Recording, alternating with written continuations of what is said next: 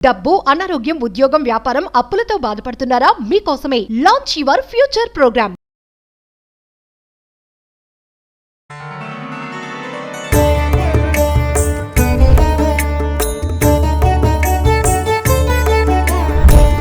నమస్తేస్తు మహామాయే శ్రీపీఠే సురపూజితే శంఖచక్ర గదాః. నమస్తే. Sakhi the house of Kanchi weaves సమర్పించు దసరా స్పెషల్ ఎపిసోడ్స్కి స్వాగతం. ప్రేక్షకులందరికీ దసరా శుభాకాంక్షలు. రమ్మగారు, మీకు కూడా దసరా శుభాకాంక్షలు అండి. దసరా పండుగ శుభాకాంక్షలు జయ. సుమన్ టీవీ ప్రేక్షకులందరికీ దసరా ఉత్సవాలకి స్వాగతం. రమ్మగారు, 9 రోజులు చేసుకునే మనం నవరాత్రులు చాలా చక్కగా నియమ నిష్టలతో జరుపుకుంటాం కదా. ఈ 9 రోజులు మనం పాటించాల్సిన విధి విధానాలు ఏంటండి? దసరా అనగానే నవరాత్రులు, దీని పేరే నవరాత్రులు. మనకి 4 నవరాత్రులు ఉన్నా కూడా చాలా ప్రఖ్యాతంగా భారతదేశం అంతా జరుపుకునేవి దసరా నవరాత్రులే. 9 రోజులు అమ్మవారు వేరువేరు అవతారాలతోటి, వేరువేరు అలంకరణలతోటి, వేరువేరు మంత్రాలు, వేరువేరు అభిషేకాలు, దేనికి దానికే అట్లా ప్రత్యేకంగా జరపబడేది. ఒకే దైవారాధన వేరువేరు శక్తుల రూపంలో కొలవబడేది ఈ 9 రోజులు. 10వ రోజు అపరాజిత పూజ చేసుకుంటాం మనం. సో మనం ముందుగా పండుగ రోజు యొక్క విశిష్టతతో మొదలు పెడదామండి. దసరా పండుగ యొక్క విశిష్టత, ఆ రోజు మనం పాటించాల్సిన విధి విధానాలు. పండుగ 10వ రోజు కంటే మనం 9 రోజులు ఆశ్వయుజ శుద్ధ పాడ్యమి నుంచి శుద్ధ నవమి వరకు నవరాత్రి ఉత్సవాలు జరుపుకుంటాం.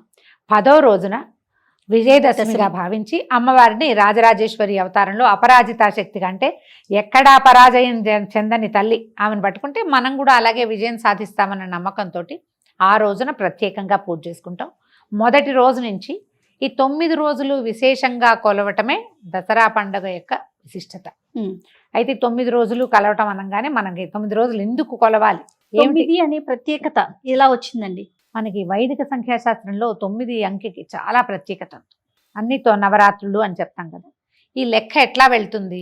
మనకి నవగ్రహాలు ఉన్నాయి, మనకి నక్షత్రాలు 27, 3 9లు, అన్నీ 9 తోటే ముడిపడి ఉంటాయి. మనకి అంకెలు ఎన్ని? 1 నుంచి 9 వరకే కదా ప్రధాన అంకెలు. ఈ 1 నుంచి 9 దాకా ఉన్న అంకెలతోటే తతిమా ఎన్ని కోట్ల అంకెలైనా, ఏ సంఖ్య అయినా ఈ 1 2 3 4 5 6 7 9 వరకు. అయితే ఈ వీటిలలో ప్రధాన సంఖ్యలో చివరిదైన 9 చాలా ప్రత్యేకమైనదిగానే చెప్పబడుతుంది. 9 తోటే మనకి ఎన్నో ఏర్పడి కనపడతాయి. ఈ నవగ్రహాలు కనిపిస్తాయి. 108 మనం జపం చేసుకుంటాం. 108 9 నుంచి భాగించబడిందే కదా, అది 9 నుంచి హెచ్చించబడిందే 108. ఎక్కడైనా సరే మనకి చూడండి, మా భగవద్గీతలో 18 అధ్యాయాలు, కురుక్షేత్ర యుద్ధం జరిగింది 18 అక్షోహిణులు, 18 రోజులు, ఇట్లా అన్నీ ఈ 9 తోటే ముడిపడి ఉన్నాయి. అమ్మని ఈ 9 రోజుల పాటు కొలవటం ఒక ప్రత్యేకమైన లక్షణంగా చెప్పబడుతుంది.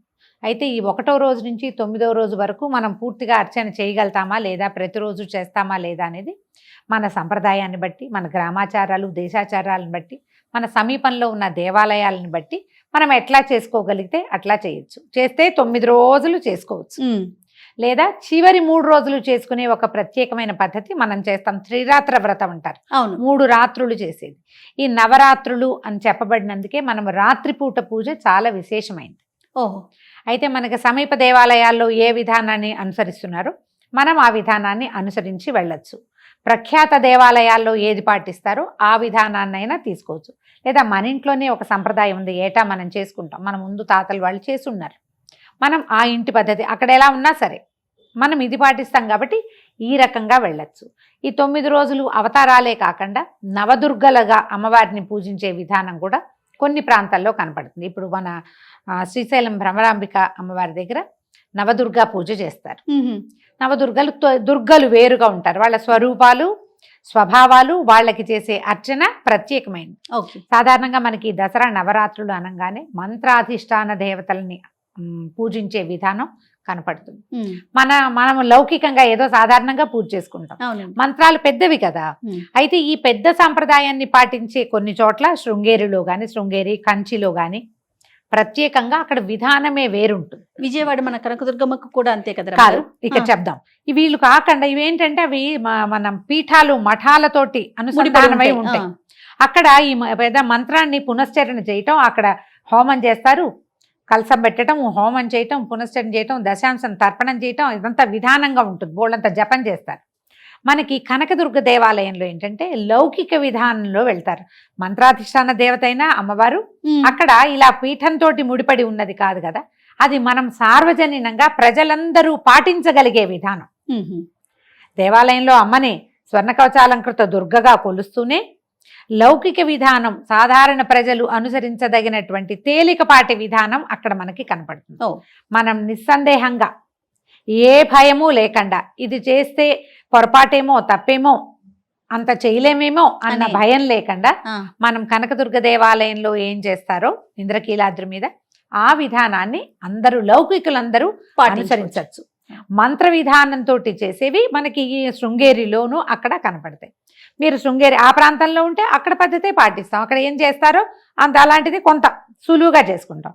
ఇక్కడ మనకి విధానమే హాయిగా ఉంటుంది. ఓకే, భయం లేదు. మనం ప్రతి సంవత్సరం కూడా విజయవాడ కనకదుర్గమని అనుసరించిగా మనం మాట్లాడుకుంటాం. సాధారణంగా మనం అంతా కూడా దాన్నే ఫాలో అవుతూ ఉంటాం. ఆ విధానాన్నే మనం ఫాలో అవుతాం.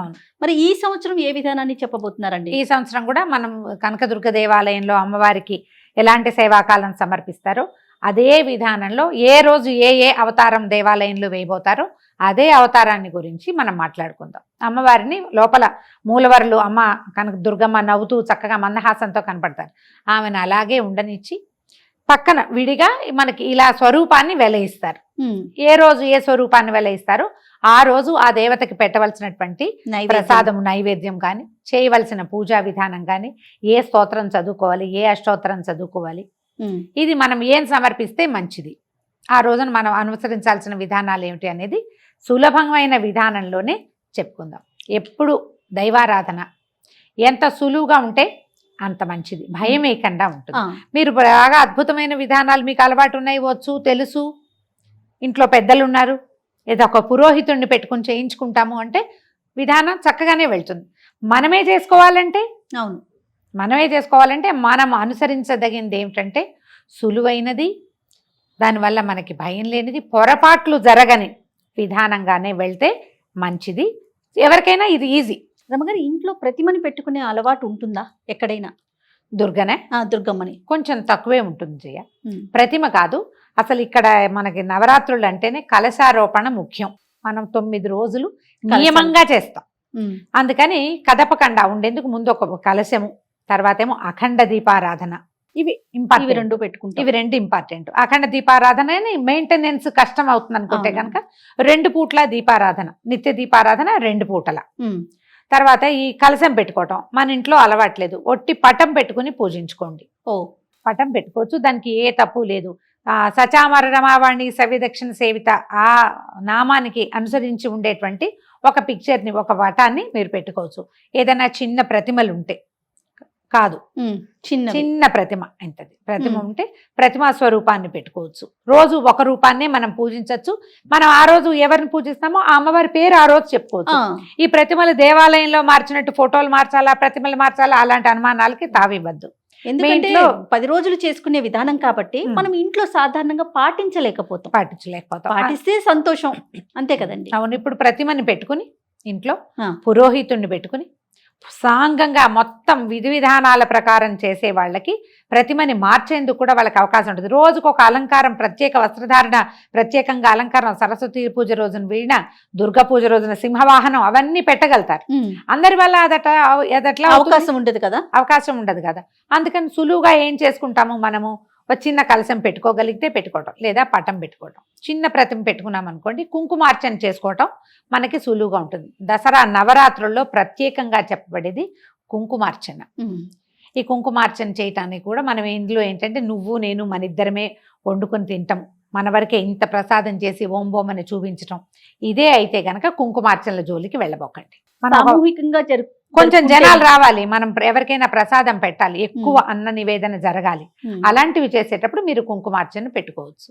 మన ఇద్దరం భార్యాభర్త ఇద్దరమే ఉంటాం, ఆఫీస్ ఉంది, పటం పెట్టుకోండి. ఈ రోజు ఈ అమ్మవారు అంటే ఆ అమ్మవారికి సంబంధించిన అష్టోత్తరం చదువుకోండి, అమ్మవారికి 4 పూలు సమర్పించండి, పళ్ళు పాలు ఏదైనా నివేదన మీరు చేయగలిగితే, అన్న నివేదన ఏదైనా చేయగలిగితే అది ఇక్కడ చేయండి. ఇంకొక విషయం కదా రమ్మగారు, 9 రోజులకి 9 నైవేద్యాలు ఉంటాయి కదా అమ్మవారికి. మ్. మీరు అన్నట్లుగా మనం కలసం వరకే పెట్టుకోవటమా లేదా ఒక పటం పెట్టుకోవటమా? అలా పెట్టుకున్నప్పుడు ఈ నైవేద్యాలను 9 రకాలుగా ఏ రోజుకి ఆ రోజు సంబంధించి కూడా పెట్టుకోవచ్చు. ఓపిక ఉంటే ఓపిక మీకు ఉంటే. చేత కావాలిగా, మ్. కుదరాలి కదా. అదొక చాలా పెద్ద పాయింట్ కదా. ఇంట్లోనే ఉంటాము, ఇంట్లో నుంచే పని చేస్తున్నాము, 12 గంటలకు ఆఫీస్కి వెళ్తాము, పొద్దున్న చేసుకోగలము అనుకున్న వాళ్ళు ఏ రోజు అన్న నివేదన ఆ రోజున మనం చేసుకుని అమ్మవారికి నివేదించుకోవచ్చు. అంత సాగని వాళ్ళు పాలు పళ్ళు చివరి రోజున కొంచెం అన్న నివేదన చేసుకుందాము. ఇప్పుడు మన కుంకుమార్చన అనగానే అది ఇవన్నీ ఒకటొకటి చెప్పుకోవాలి కదా. కుంకుమార్చన చిన్న ప్రతిమ ఒక చిన్న పాత్రలోనో ఒక పళ్ళెంలోనో అమ్మవారిని కదపకుండా ఉంచుకోండి. పసుపు వినాయకుడిని చేసి వినాయకుడికి మొట్టమొదట అర్ఘ్యం పాద్యం ఇచ్చి, నాయన ఈ పని అంతా ఈ 9 రోజులు అయ్యేదాకా నువ్వు మాతో ఉండని ఒక దండం పెట్టుకోవటం, వినాయకుడిని పక్కకి స్థాపించడం. ఈ అమ్మవారికి కుంకుమార్చన ఇట్లా తీసుకోవాలి. ఈ పట్టుకున్న కుంకుమ ఇంతే. నువ్వు ఏ స్తోత్రం చదువుకుంటావు, స్తోత్రం అయ్యాక ఒక చిటికెడు స్తోత్రం చదువుతూ ఇలా ఇలా ఇలా ఇలా వేసేయబోకండి. స్తోత్రం అయ్యాక వేయాలి. పట్టుకుని ఏంటంటే మీరు ఇలా వేసేసరికల్లా ఏమవుతుంది, ఈ కుంకు చిటిక అయిపోగానే మళ్ళీ తీసుకుంటాం, అప్పుడు ఇంత కుంకుమార్చన చేస్తాం. కుంకుమార్చనకి తగినంత నివేదన వితరణ కావాలి. మనం అంత చెయ్యలేమనుకో, అప్పుడు చేసుకోవద్దు. మీకు బాగా జనం ఉండి రోజు బోలెడంత ప్రసాదం నివేదన చేపెట్టి అమ్మకి అది మనం ప్రసాద వితరణ వినిమయం పూర్తిగా అవుతుంది అని అనుకుంటే కనుక కొంచెం ఒక చిటిక కుంకుమ ఎక్కువైనా పర్వాలా. అలా కానప్పుడు సాధారణంగా అందరికీ కుదరదమ్మా. అవునండి. అందుకని ఇప్పుడు ఏదో ఉంది, మన లలితా సహస్రం చదువుకున్నారు, సహస్రానికి పట్టుకోండి, పుస్తకం చూసుకుంటారో లేదా గడగడా చదువుకుంటారు. సహస్రం అయ్యాక ఈ చిటిక వేసి దండం పెట్టుకోండి. మీరు ఈ వేసే చిటికలు 2 రకాలు 3 రకాలు వేసినా కూడా అది మనం పెట్టే నివేదనకి మనం చేసే వినిమయానికి సరిపోతుంది. తప్పకుండా. ఎక్కువ మందిని మనం పిలిచి ఒక రోజున కుంకుమార్చన పెట్టుకుంటాము, ఏదో 1,00,000 కుంకుమార్చన అనుకున్నాం, 30 మంది గ్యాదర్ అయ్యాము, ఆ రోజున మరి కాస్త కుంకుమార్చన మరి ధారాళంగా మనకి ఏంటంటే కళగా అమ్మవారి నిండుగా కుంకుమ పోసి ఆ రాశిలోంచి ఆమెను చూస్తే ఒక సంతోషం కలుగుతుంది. కానీ వితరణ జరగాలి కదా. జరగాలి. ప్రసాద వినిమయం జరగని చోట మాత్రం అలా చేయకూడదు. చాలా వేడెక్కిపోతుంది, ఎక్కువ హీట్ డెవలప్ అవుతుందని, ఉగ్రశక్తి అవుతుందని చెప్తారమ్మా. ఇది పెద్దవాళ్ళు చెప్పే విధానమే, మనం పుస్తకాల్లో చూసింది. అదే కొంచెం జాగ్రత్తగా చేసుకుంటే చక్కగా చేసుకోవచ్చు. ఒకవేళ వినిమయం ప్రతిరోజు మనం ఇంత చేయలేము, రోజుకొక ప్రసాదం కూడా మీరు చేయలేరు. రోజు పులగం వండి పెట్టండి అమ్మవారికి. పులగం వండుతాం ఎలాగా, అన్నం బియ్యం గడుకోవటం, అందులో కొంచెం పెసరపప్పు వేసి ఒక చిటిక ఉప్పు ఓ చిటిక పసుపు వేయండి. కడిగేసి కుక్కర్లో పెడతారో విడిగా వండుతారో మీ ఇష్టం. దాని మీద ఒక బెల్లం ముక్క పెట్టి ఒక నేతి బొట్టు వేసి అది నివేదన చేస్తే మహానివేదన. అది ప్రతిరోజు అది మీరు అదే నివేదన చేసుకోవచ్చు. ఓపిక లేని వాళ్ళు ఓపికంటే రోజుకొకటి వండుకోవచ్చు కదా. ఇదొకటి. దీంతో పాటు ఉపవాసాలు ఒక ప్రత్యేకమైన విషయం. ఈ ఉపవాసం ఏంటంటే ఏకభుక్తం చెయ్యొచ్చు, నక్తం చెయ్యొచ్చు. ఇవేమీ చేయకుండా కూడా పూజించుకోవచ్చు. ఏకభుక్తం అంటే పగలు భోజనం చేసి రాత్రి ఉపవాసం ఉండటం, ఫలహారం ఏదైనా తీసుకోవటం. నక్తం అంటే పగలల్లా ఉపవాసం ఉండి రాత్రి అమ్మవారి అర్చన అయ్యాక భుజించడం, ప్రసాదాన్ని భుజించడం. ఇక మూడో మార్గం ఏమిటంటే 2 పూట్ల మనం మామూలుగానే పూజ చేసుకుంటాము, లేదా ఒక పూటే చేసుకుంటాము, ఆహారం మామూలే. ఇందులో ఒక అమెండ్మెంట్ ఏంటంటే మీకు ఉపవాసం ఉండాలని ఉంది కానీ ఉండలేరు, మందులు వేసుకుంటారు, ఏదో ఓపిక చాలదో, ఉద్యోగాలు, చిన్నపిల్లలో ఏదో సమస్య ఉంటుంది.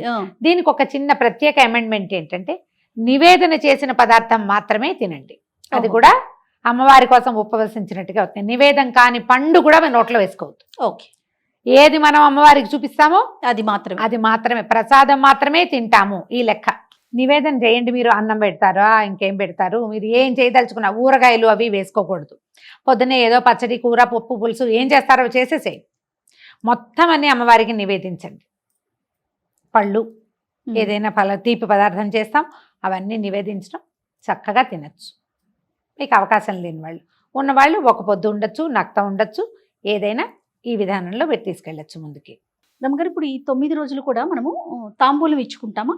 ఇవ్వచ్చు జయ. ఇందులో ఇప్పుడు దసరాల్లో ఇంకొక ప్రత్యేకమైన విషయం ఏంటంటే కుమారి పూజ.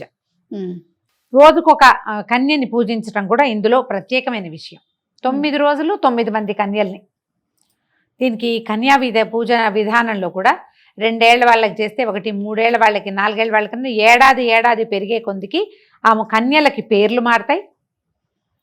ఆ పూజించడం వల్ల మనకి వచ్చే ప్రయోజనం కూడా మారుతుంది. ఇట్లా సిద్ధాంతంగా ఉంది. మనం అలా చేయలేకపోతే కనీసం ఈ 10 రోజుల్లో 9 రోజుల్లో ఒక్క కుమారికైనా సరే 9-10 సంవత్సరాల లోపలదే కుమారి పూజ. ప్రధానమైనది 2 ఏళ్ళు దాటాలి. మన లెక్క పెద్దవాళ్ళు ఎలా చెప్తారంటే పళ్ళెంలో విస్తర్లో ఒక ముద్ద పెడితే అది ఇట్లా తీసుకున్న పసిబిడ్డ నోట్లో పెట్టుకోవాలి. దాని పాదాలకి ఇది కుల నియమం లేదు జయ. కుమారి పూజకి కుల నియమం లేదు. ఏ వాళ్ళైనా పనికొస్తారు. ఆ కుమారికి చక్కగా పాదాలకు పసుపు రాసి పారాయణ పెట్టి బొట్టు కాటిక పెట్టి మీకు కుదిరితే పొద్దున్నే నూనె రాసి తలంటి పోస్తే కూడా చాలా మంచిది. పొట్టు కాటిక పెట్టడం, అలంకరణ సామాగ్రి ఏదైనా పిల్లలకి ఇచ్చేది, స్త్రీకి ఆడపిల్లలకి అలంకారాలంటే ఈ గోరింటాకు, తర్వాత చెవులకు పెట్టుకునేవి, ఏబన్ను బొట్టు పెట్టుకునేవి, తలకు పెట్టుకునేవి, జడకుప్పెలు లాంటివి, వస్త్రాలు. వాళ్ళు తినగలిగే నేను ఇది ఉండేను ఇదే పెడతాను కాదు, ఆ కుమారి ఏం తింటుందో అది.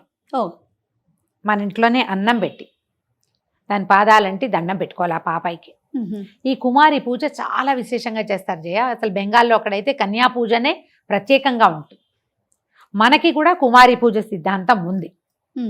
ఈ 9 రోజుల్లో ఒక రోజు మొత్తం 9 మందినో 10 మందినో కన్యకల్ని ఒకేసారి తీసుకొచ్చి మనం ఈ చెప్పిన అలంకారాలన్నీ చేసి పూజ చేసుకుని భోజనం పెట్టి చక్కగా వస్త్రాలు అన్ని ఆభరణాలు అన్ని సమర్పించి పంపించవచ్చు. రోజుకొక కుమారికైనా పెట్టచ్చు. లేదా ఈ 10 రోజులు నియమంగా మనం చేసుకునేటట్టయితే ఒక్క రోజైనా ఒక్క కన్యకైనా సరే నియమంగా భోజనం పెడితే మంచిది. ఇలా చేసుకోవచ్చు. దీంతో పాటుగా అమ్మవారిని ఏం చెప్తాం, సువాసిన్యర్చన ప్రీత అని చెప్తాం. సువాసినులని అర్చిస్తే ఆమెకి ఇష్టం. సువాసిను చేత అర్చింపబడము ఇష్టమే. అందుకని ఎక్కువ మంది సువాసినుల్ని మన ఇంటికి పిలిచి వాళ్ళందరితోటి కుంకుమార్చన చేయించడం ఒక విధానం. మనమే రోజుకొక ముత్తైదుని పిలుచుకోవటం, ఆమె కూడా బొట్టు కాటిక పెట్టడం, పాదాలకు పసుపు రాసి పారాయణ పెట్టడము, ఆమెకి అలంకరణ సామాగ్రి వస్త్రాధికారులు ఇవ్వటం, భోజనం పెట్టి తాంబూలం ఇచ్చి నమస్కారం చేసి అక్షింతలు వేయించుకోవటం చాలా మంచిది. ఒకవేళ మనం అంత నియమం పూజ చేయకపోయినా ఇంటికి వచ్చిన ముత్తైదుని వెళ్ళనివ్వకండి బొట్టు చేతులతోటి.